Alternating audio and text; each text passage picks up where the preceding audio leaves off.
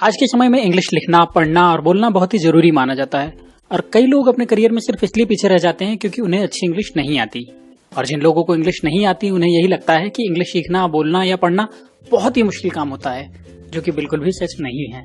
सच तो यह है कि इंग्लिश सीखना बहुत आसान है और इस बात से कोई फर्क नहीं पड़ता कि आप क्या करते हैं या आपका बैकग्राउंड क्या है, आप बहुत ही आसानी से इंग्लिश सीख सकते हैं। मैंने मेरे स्टूडेंट्स को इंग्लिश सिखाने के लिए एक तरीका बनाया था जो कि बहुत ही आसान है और उसके बाद इसी तरीके से मैंने कई लोगों को इंग्लिश सिखाई है और उस तरीके को आज मैं आपके साथ में शेयर करने वाला हूँ।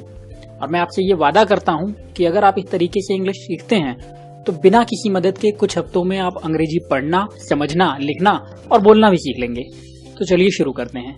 पर हम आगे बढ़े उससे पहले मैं आपको एक बात क्लियर कर देना चाहता हूँ कि इंग्लिश सीखने के लिए इस तरीके से आसान तरीका शायद आपको पूरी दुनिया में नहीं मिलेगा, लेकिन इस आसान तरीके से भी इंग्लिश सीखने के लिए आपको कुछ हफ्तों से लेकर कुछ महीनों तक का वक्त लग सकता है, जो कि आपकी लर्निंग कैपेसिटी पर डिपेंड करता है।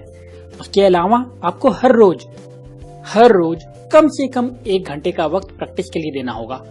अगर आप ऐसा नहीं कर सकते तो आई एम सॉरी, ये तरीका आपके लिए नहीं है।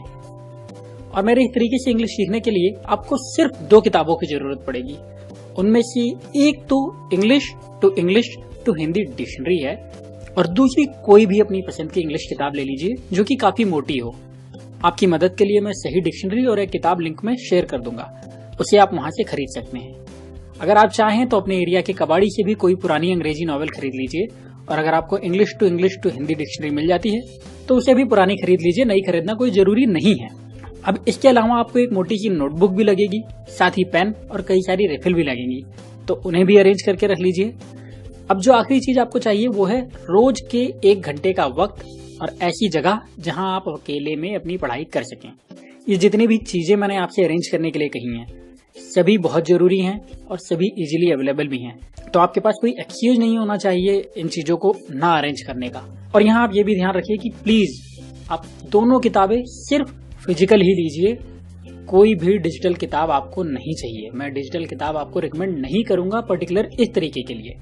अब हम बात करें सीखने की, तो आपको करना यह है कि अपनी किताब खोलिए, उसके पहले पन्ने से पढ़ना शुरू कर दीजिए।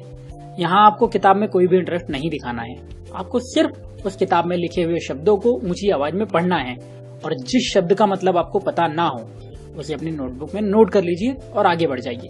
अगर आपको किसी शब्द की स्पेलिंग याद नहीं है तो उसे भी लिख लीजिए और अगर आप किसी शब्द को प्रोनाउंस नहीं कर पाते या उच्चारण नहीं कर पाते या बोल नहीं पाते तो उसे भी लिख लीजिए और आगे बढ़ जाइए। ऐसा आपको पूरे 30 मिनट तक करना है और उसके बाद अपनी किताब में उस पन्ने पर जहां तक पहुंचे हैं वहां निशान लगाकर किताब बंद कर दीजिए। ये मत सोचिए कि आपको कितनी स्पेलिंग नहीं आती या किन वर्ड्स के मतलब पता नहीं है या आप निराश हो।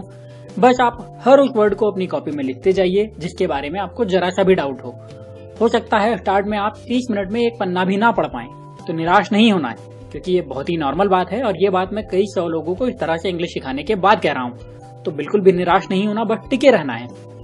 अब 30 मिनट पूरे होने के बाद आप डिक्शनरी उठाइए और अपनी नोटबुक में लिखे हुए इंग्लिश वर्ड्स के मतलब निकालना शुरू कीजिए और उस मतलब को भी अपनी कॉपी में लिख लीजिए। अगर आपको उस वर्ड को बोलना नहीं आ रहा है तो डिक्शनरी में आपको उसका उच्चारण भी मिल जाएगा। साथ ही इंटरनेट पर भी बहुत सारी वेबसाइट हैं जो कि आपको किसी वर्ड का सही उच्चारण बता सकती है, उनकी लिंक भी मैं आपके साथ में डिस्क्रिप्शन में शेयर कर दूंगा। अब आप उस उच्चारण को भी अपनी कॉपी में लिख लीजिए और जिन शब्दों की स्पेलिंग आपको याद नहीं है उनका उच्चारण और मतलब भी अपनी कॉपी में लिख लीजिए। हो सकता है इस सबको करने में आपको काफी वक्त लगे, तो परेशान नहीं होना है। मैं आपसे फिर से कह रहा हूँ, ये बिल्कुल मत सोचिए कि कितना वक्त लग रहा है, क्योंकि स्टार्ट में आपको बहुत वक्त लगेगा और ये वक्त धीरे धीरे कम होता जाएगा। अब जब आप अपनी नोटबुक में इन सारे वर्ड्स को लिख लें तो उसे याद करिए, उसके मतलब को याद करिए और हर वर्ड की स्पेलिंग भी याद करिए। जब आपको लगे कि इन वर्ड्स के बारे में अब आपको कोई भी डाउट नहीं है, आपको सब कुछ याद हो चुका है, तो उसी किताब को उठाइए, उसी पन्ने को दोबारा पढ़िए। इस बार आप अपनी किताब को पढ़ते हुए जरा भी अटकेंगे नहीं और किताब में जो लिखा होगा वो भी आपकी समझ में आ रहा होगा। और अगर अब आपको कोई वर्ड परेशान करे तो उसे फिर से अपनी नोटबुक में लिख लीजिए और उसे अच्छे से याद करिए और जब आप अपने निशान तक पहुंच जाएं तो उसके आगे का पढ़ना शुरू कीजिए, उसके वर्ड्स या स्पेलिंग को लिखिए और ये पूरी प्रोसेस पूरी किताब खत्म होने तक रिपीट करते रहिए।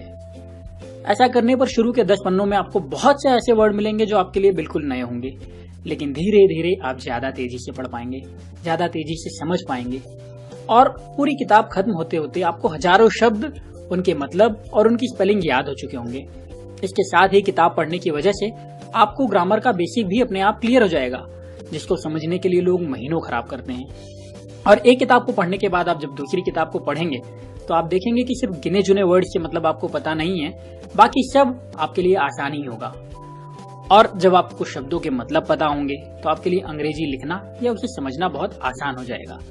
और अगर आपको ये पता है कि किस हिंदी शब्द के लिए हमें कौन सा इंग्लिश शब्द इस्तेमाल करना है और आपको बेसिक ग्रामर पता है, तो अंग्रेजी बोलना भी आपके लिए बहुत आसान हो जाएगा।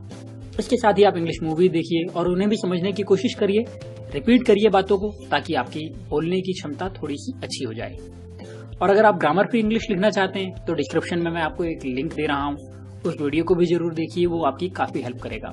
दोस्तों, इस तरह से मैंने कई सौ लोगों को इंग्लिश सिखाई है, इसलिए मैं जानता हूँ कि ये तरीका काम करता है।